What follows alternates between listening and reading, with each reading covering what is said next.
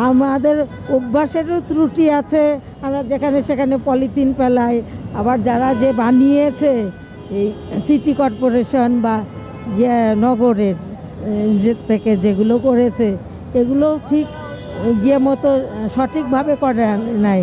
সমস্যাটা হয় যখন বৃষ্টিটা হয় তখন বিভিন্ন জায়গায় হচ্ছে যে ড্রেনের পানি উঠে যায়। এই ড্রেনের পানির কারণে আমরা মনে করেন যে রাস্তার এক পাশ থেকে অন্য পাশে যখন যাব তখন এই সমস্যাটা আমাদের প্রবলেমটা ফেস করতে হয়। তো আমি মনে করি যে রাস্তার মধ্যে যে সমস্যাগুলো রয়েছে, যেমন এই যে ড্রেন সংস্কার বা রাস্তার মধ্যে যখন পানি উঠে না যায় সেই সমস্যা। আবার অনেক জায়গায় হচ্ছে যে বাসগুলো যখন আসে, যেমন হচ্ছে যে আমাদের খিলগাঁও ফ্লাইওভারের পরে যে মালিবাগ রেলগেটটা, ওখানের মধ্যে হচ্ছে খুব খানাখন্দ, যেটার কারণে হচ্ছে বাসগুলো আসতে পারে না সময় মতো। বাসগুলো আসার জন্য অনেক সময় দরকার। তো এই দিক থেকে আমাদের একটু সমস্যা হয় আর কি, যে রাস্তা সংস্কার এবং ড্রেন সংস্কার দুটো হলে আমাদের মনে হয় উপকৃত হবো আমরা।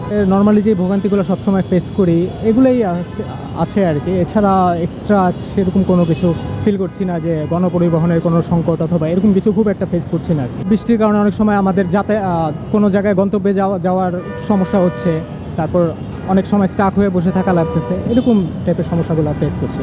যখন গাড়ি চলাচল করার রাস্তা দিয়ে তখন গায়ের ওপর পানি ছিটে আসে, তারপরে আপনার মানুষ ফুটপাতে চলাচল করতে কষ্ট হচ্ছে, ফুটপাতেও পানি উঠে যাচ্ছে, ঠিক সময় মতো গাড়ি পাওয়া যাচ্ছে না, গাড়ির জন্য অপেক্ষা করতে হচ্ছে। উঠতে অনেক প্রবলেম হয়, তারপর নামতে প্রবলেম হয়, শরীরে অনেক পানি পড়ে এটার কারণে।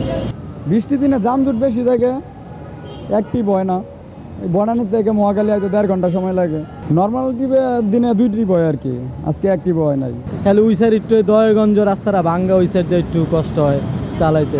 বৃষ্টি হলে তো পানিতে ইঞ্জিন ইয়ে গেলে সমস্যা হয়, অনেক গাড়িরই হয়, এটা বসে যায়, রোডে নষ্ট হয়ে যায়। গর্তের মধ্যে পড়ে যাওয়ার সম্ভাবনা থাকে। আবার আরেকটা গাড়ি সাইড দিয়ে গেলেও সিট করে পানি ছুটে গায়ে আসে, নোংরা পানি, এগুলো সমস্যা তো সম্মুখীন হই আমরা। বাইকের প্রবলেম তো হয়, ইঞ্জিনের যদি বেশি পানি হয়, সাইলেন্সারে যদি পানি ঢোকে তাহলে পরে হচ্ছে প্রবলেম হয়।